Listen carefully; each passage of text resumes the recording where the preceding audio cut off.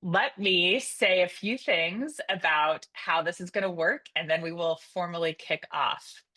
Um, this is a conversation we are hosting today. We're going to spend some time getting you set up for the conversation, but this is absolutely going to be a participatory interaction and experience for you.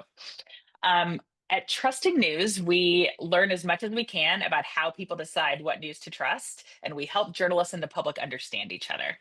And since, I don't know, 2020 maybe, we've been talking a whole lot about the different ways that people interpret journalistic coverage of government and democracy and elections and civic life and all the things. And a lot of what we do at Trusting News is training. We also do a lot of research. We partner with academics and with newsrooms that are willing to help us experiment. And some of what we do is network knowledge sharing.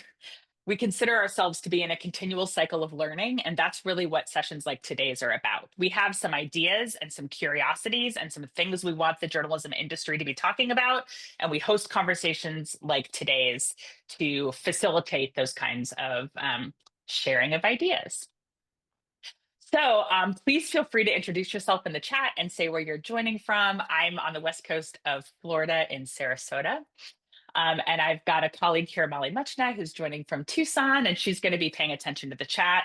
And here's how today is going to go. I am going to give just a few minutes of setup about what we're talking about today and why. I'm going to talk to a guest we have with us today, Dr. Stella Rouse, about her perspective on the topic of the language of immigration and how journalists cover immigration. Then we're going to send you guys into breakout rooms with a few prompts talking about what would it look like if news coverage of immigration were different. What if we update it based on some of the wishes that Dr. Rouse and I will share? And you're going to take notes in a shared Google slide deck so that we can all see the ideas that we're sharing. And I'm going to be writing about what we learn as we afterward, and we'll share it with the industry more widely.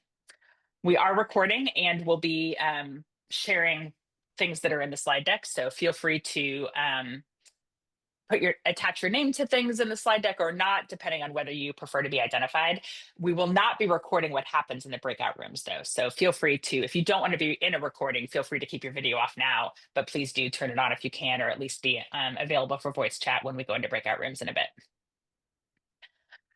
So the question we have before us today is, why is it that so much coverage of the principles of democracy and the functioning of the government triggers partisan reactions in the public? And how can journalism attach more neutral principles or more universally agreed upon principles to coverage of things that can be polarizing?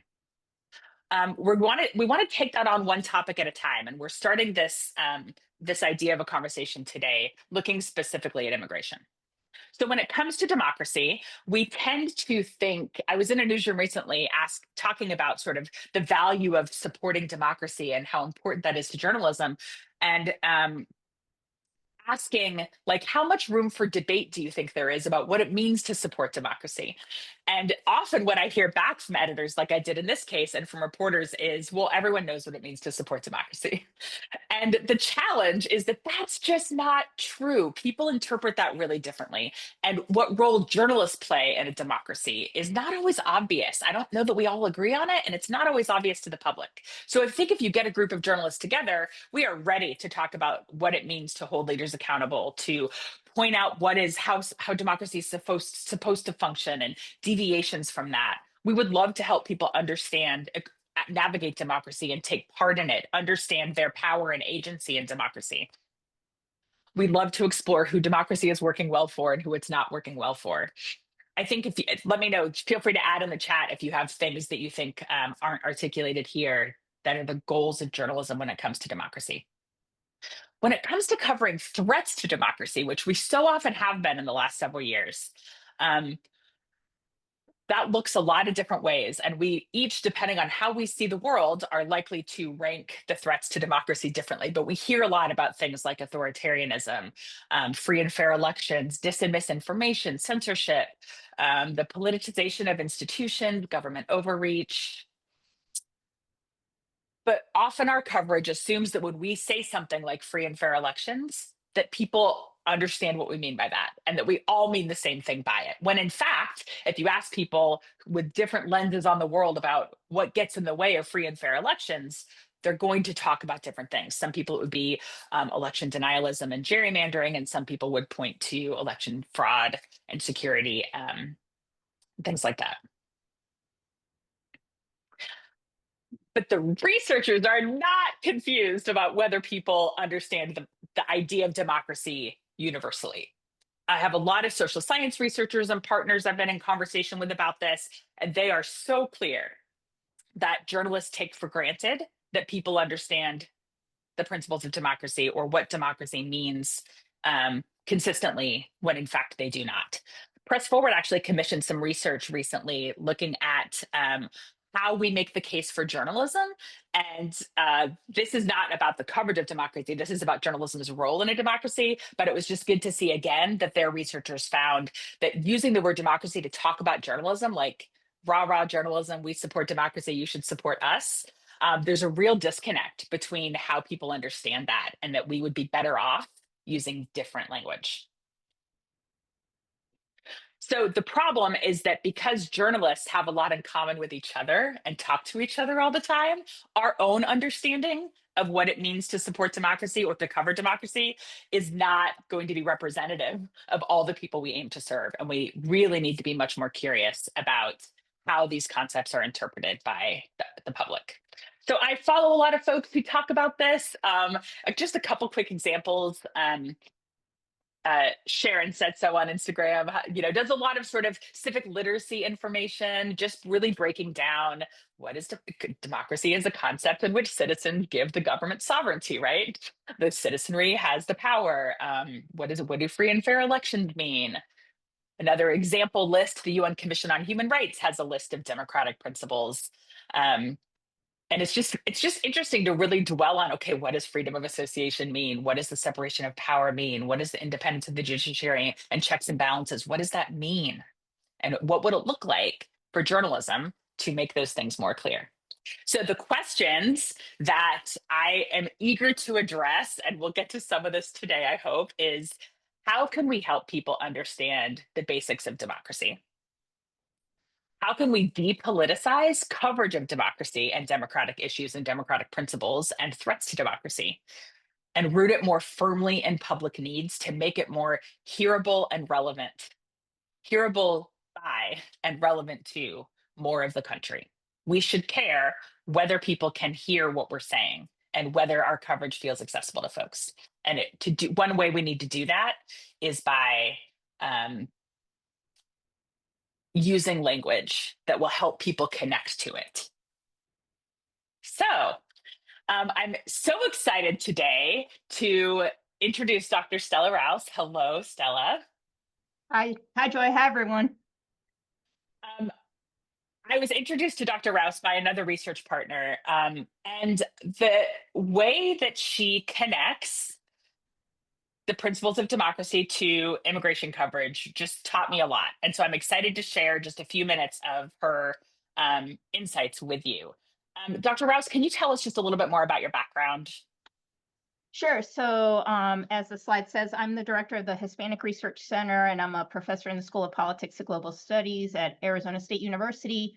I immigrated with my family to the U.S. when I was 2. I grew up in Florida, and then went and got my PhD at LSU. Was at the University of Maryland for 15 years before taking this job, and my research really focuses on how different identities inform political participation, policy attitudes, and the way those interests are translated into institutions. So I really look at different types of identities. My dissertation was on Latinos and how Latinos are represented in different state legislatures, and so I've done quite a bit of work on immigration. Currently have an ongoing project on immigration that looks at how the Latino identity is evolving and how we can think about that identity in terms of how attitudes on immigration have shifted within the Latino community. Thank you. I'm going to stop sharing my screen so I can see you more clearly here for a few minutes. Can you reflect for a minute on this idea that news coverage too often feeds into partisanship, news coverage of immigration, and why that is, like what shortcuts we take or what assumptions that's based in? What are we getting wrong? Yeah, I think the coverage on immigration is certainly very, very partisan. And, I often think that, certainly in this environment where politicians themselves have very much politicized immigration, it's sort of a difficult thing to fight against, right? Even if the coverage is trying to depoliticize it, in the environment and the ecosystem that people are, the news ecosystem that people live in, it's really difficult to try and depoliticize that. So I think, in our current environment, we have to work extra hard to try and think about immigration in terms that are not politicized, in terms that are more about the fact that it is a foundation of this country. Immigration has always been a foundation of this country. It's probably the only country in the world where that's the case, right? And hearkening back to that, to that history in our country is very important. Tying it to democratic principles, which is why we are a country of immigrants, is the land of opportunity, individuality, capitalism, civil rights and civil liberties that really are part of the core foundation of this country. I think are things that really need to be covered in the news when we think about the issue of immigration. And obviously it's hard to do, and it's hard to do in, especially video segments and news segments that are maybe a few minutes, only a few minutes long. But certainly in written and long form, it might be something that lends itself much more to, laying a foundation of immigration in this country and telling the story of that through that lens about what is going on now. Well, we're going to solve all those problems today, all Oh, the problems great. of how I'm to glad. fit this stuff into the format of news stories. That's what we're going to be talking about. Um, so let's just get right to it and talk about some of the core democratic principles that are at stake in just day-to-day coverage. I'm not talking about like a huge assessment of the whole landscape of immigration. I'm saying we have a lot of working journalists in this call. So for folks who are set to do a story about something happening in their local communities, um, what are the principles that might not go articulated, but that are implied or that are at stake in those stories? What comes to mind? Yeah, I think we can start with the Bill of Rights right there, right? Like, let's not cover the whole Constitution, but I think the Bill of Rights and what's in the Bill of Rights is super foundational to our discussion about immigration, right? Due process, right? And what was incorporated into like the 13th, 14th, and 15th Amendments is also important, but this idea of that everyone has an opportunity to due process, that everyone has an opportunity to make a case. And it's not, I think one of the things that really gets lost in this debate right now is that these rights are only guaranteed to citizens of the United States, which is absolutely not true. That's not in the Constitution. Those words are not in the Constitution, right? And so I think coverage of immigration that talks about the fundamental rights of anyone that's in this country, legally or illegally, right? Documented or undocumented. It's very important that those constitutional rights, particularly the ones that are protected in the Bill of Rights, apply to those folks as well. And I don't hear enough about that in the discussion and news coverage about immigration, right? And I think that can be covered in a way where, look, maybe ultimately folks who are undocumented don't have a right to be here, but they have a right for their case to be heard, and they have a right to have basic protections under the law that protects everyone who's in this country. So can you just like take that apart even a little bit further? I feel like sometimes we're just not basic enough. Like what does due process mean in this case? Right, that you have a right to make your case in front of a judicial official, right, a judge or judicial official or immigration official, right, that you have a right to representation, right, that everyone has a right to representation and talk to an attorney. That's totally fundamental, right? That when you're arrested, you have a right to hear what the charges are for what you're arrested for. We've heard a lot of cases of people being arrested, not told what they're being arrested for, and then disappeared, right? So the whole due process of as an individual in this country that you have In a lot of circumstances, we're hearing a lot about that being, circumvented. And I think at least some of the coverage, or maybe the assumption of the coverage that people are hearing is like, well, they're not, here with documents. They're not Americans, therefore they don't have a right to those due processes that everybody has a right to in terms of, having representation, having the charges read to them of what they're being accused of and what they're being arrested for, and having a right to make a case for themselves in front of some judicial official. And I think is it fair to say that part of due process is the accountability of the agents of the government and how they Oh, operate as well? absolutely. That's a major part of it. That's why the Bill of Rights is there to begin with, right? And if we all know from our hopefully government lessons that we all had, Sure, we right? all remember all of it. Yeah. Right, that was a major concern of those when our country was being created, specifically the anti-federalists who were very much fearful of government power and central government power, right? In violating the rights of individuals, right? So that's why the Bill of Rights came to be, because of fear of government abuse of power and not respecting those rights. So absolutely, that's a major part of it, Joy, that, the accountability of government officials to make their case for why they are arresting, why they are charging, and again, why they are deporting folks to third world countries or whatever the case may be. And again, ultimately, I think part of the coverage and part of the sort of effort of the government, if one believes, for example, that it is the government's responsibility to deport folks who are here undocumented, make that case. Your case would be much stronger if you followed the due process that we have had in place for so many years to do that, right? I think that the argument, and you would have certainly a big foot to stand on, right? That if that were the case of what was going on.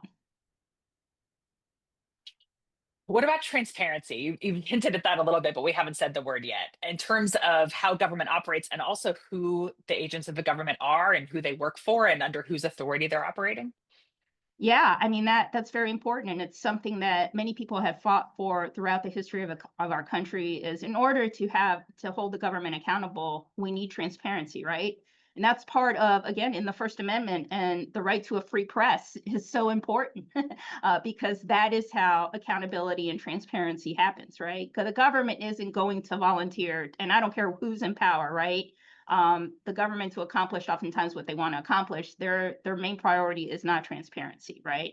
And so we have to have officials, we have to have folks, we have to have citizens that fight for and make demands for that transparency. And the media plays a huge part in that, right? And we see that right now, a lot of the freedom of the press is being challenged for that particular reason, because they are pushing for transparency, and there's a huge pushback against that transparency. And without the transparency, we can't inform the public about what's going on, and we can't hold the government accountable. I would not be myself if I did not take a pause just for a second to say that not wanting transparency is kind of a human nature. Journalists don't really want transparency. Like us being held accountable for how we operate, how we make our decisions, our own ethical frameworks. Like as humans, we really just want to be given the benefit of the doubt, and we find having to explain and defend ourselves uncomfortable. But that is I part of the agree. job. It's part of the Yeah, job. I think it's human nature, right? To put yourself fully out there, it's hard to do, right? But It's particularly inefficient too. it's Like I don't inefficient, want to take the time to have to explain this. Just right? trust me. And that's often the argument that government officials make, right? The inefficiency and the difficulty in trying to do their job if they have to be fully transparent and all of that. But what's so important and what's different from our situation, I think, in part at least, is that government holds all the power and holds all control over us as citizens, right? And so we have to demand that transparency as much as possible, even if it makes them uncomfortable, makes everyone. But that's the whole point of having elected representatives, that people elect and are the representatives of the people. So, in terms of this social contract that we have with our government, another element of that is this basic idea of life, liberty, and equality for all. What does that What does that mean? How does that play out day to day for us here?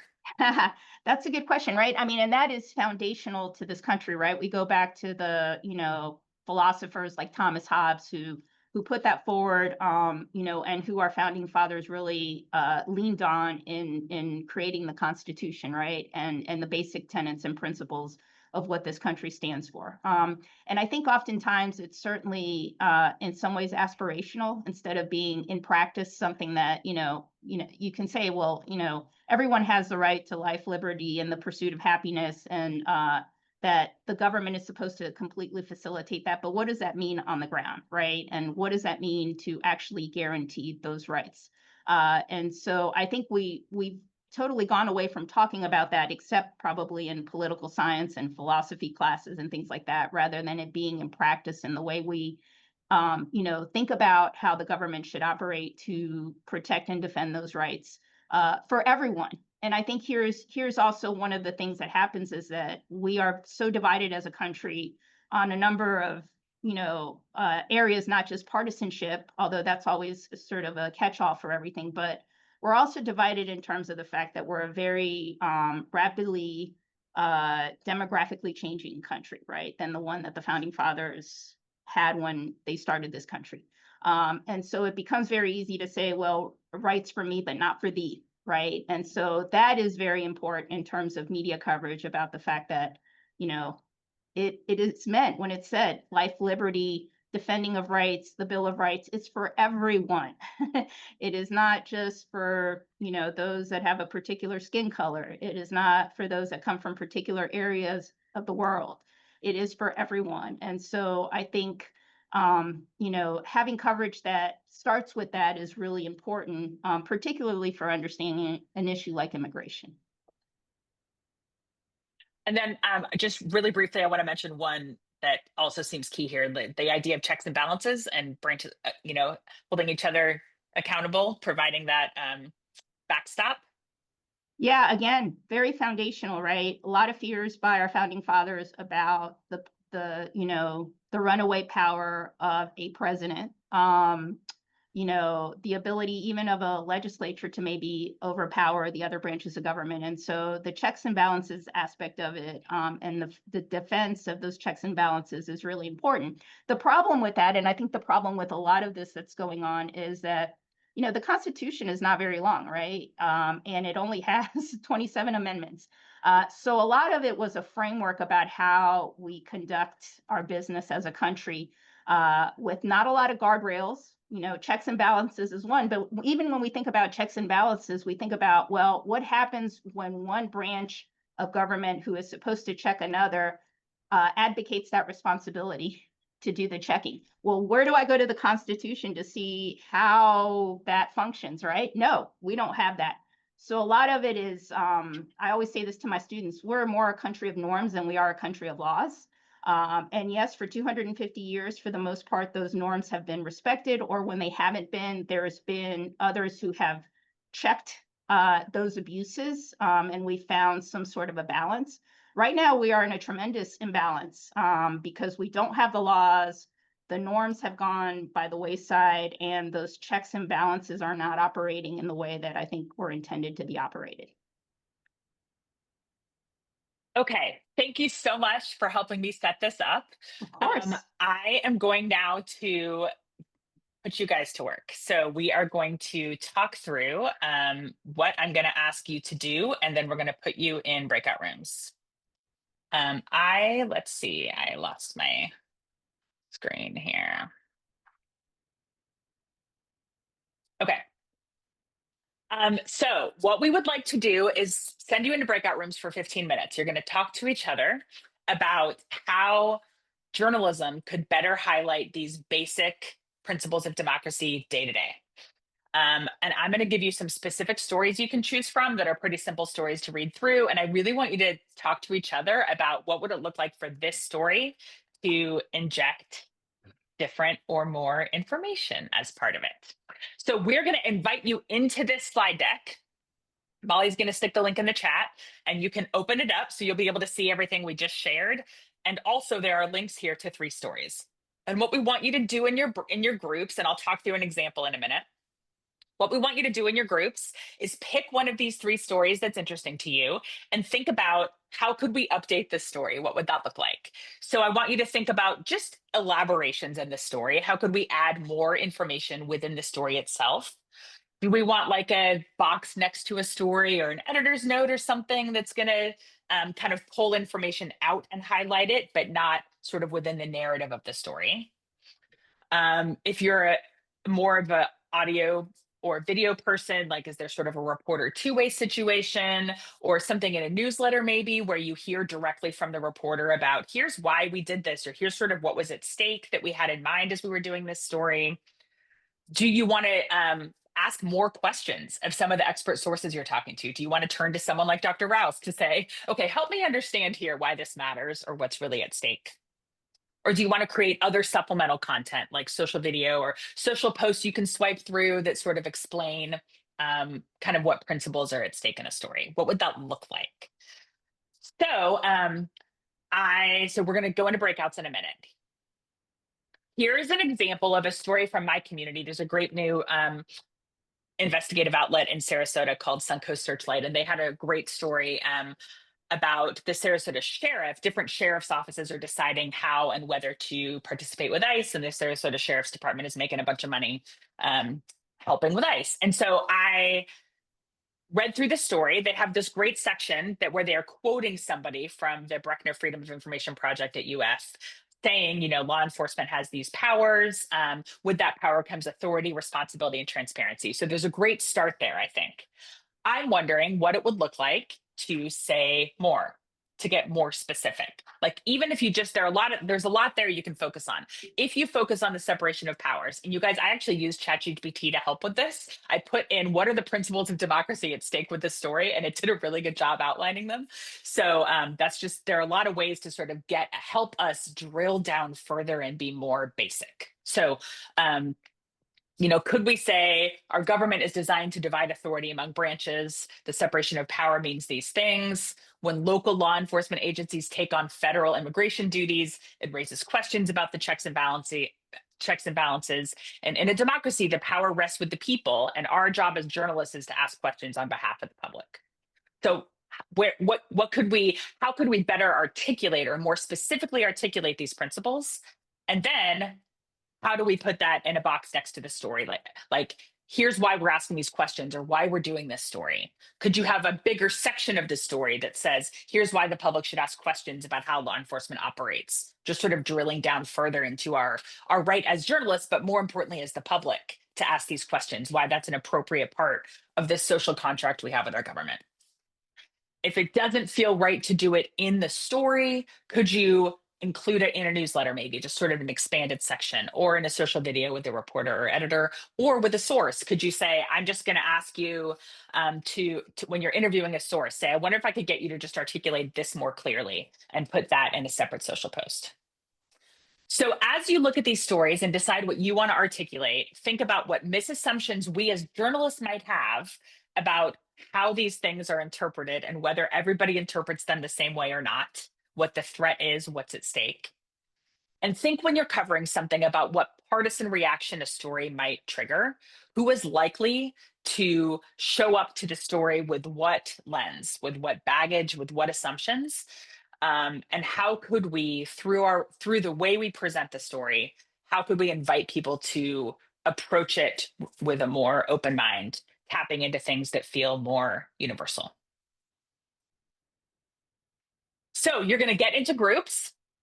We're going to randomly assign you into groups, and you will pick the slide that has your group number. So I'm showing you the slide that says number 1. So if you're in group 1, you're going to come here and you're going to tell us which story you picked to focus on of the 3 we gave you. Pick one specific element or principle of democracy you'd like to see highlighted, and then talk amongst yourselves and decide what could we add to this story, or what could we produce that would be complementary, that would drill down on that. And then, we'll be able to peek in on what you're doing as you're doing it, and we'll come back after 15 minutes and look at what you've come up with and talk about it. And Dr. Rouse and I will share our own ideas and reactions as well.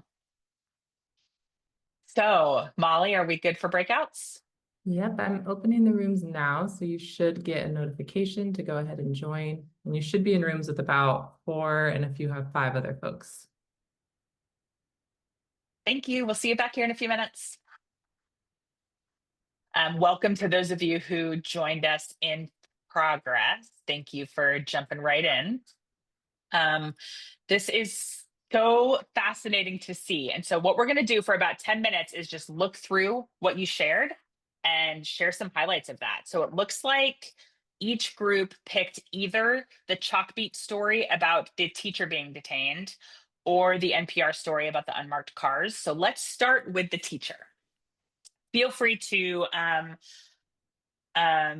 put something in the chat or raise your hand if you want to jump in with voice, that's fine.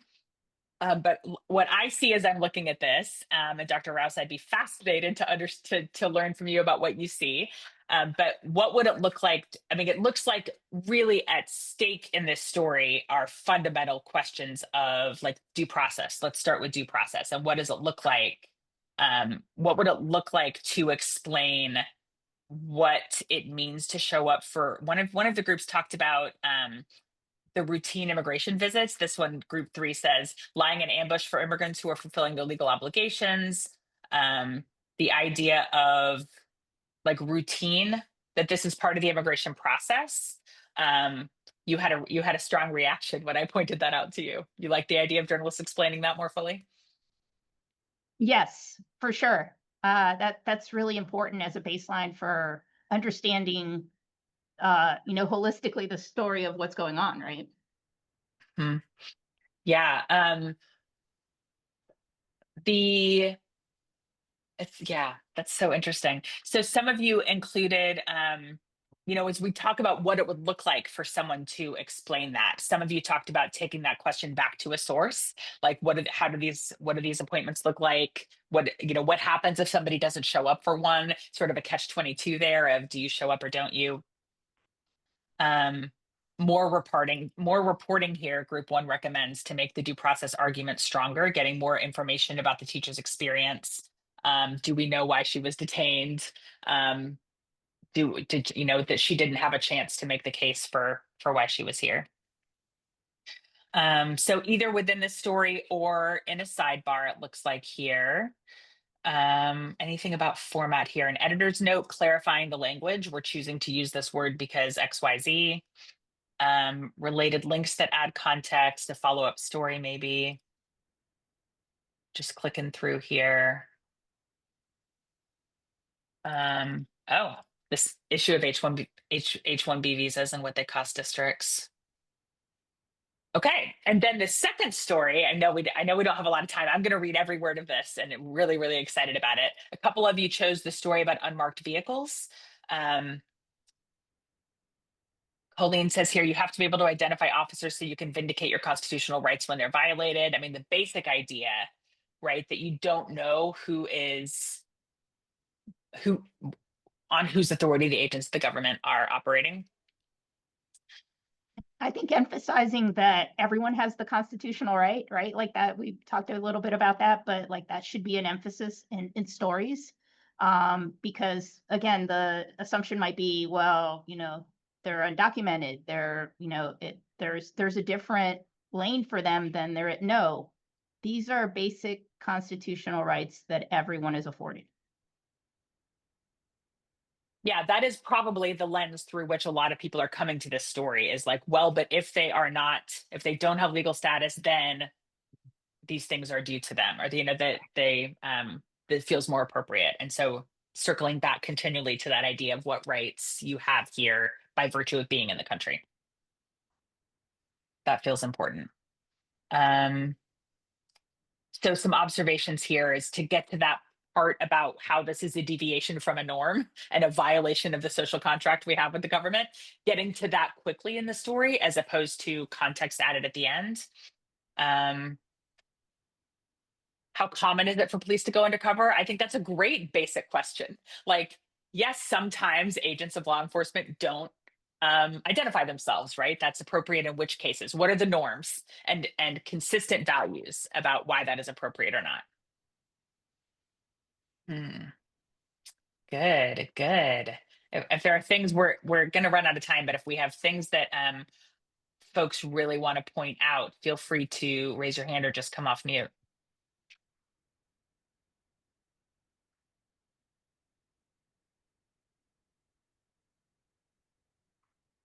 So interesting. Thank you. Thank you, guys.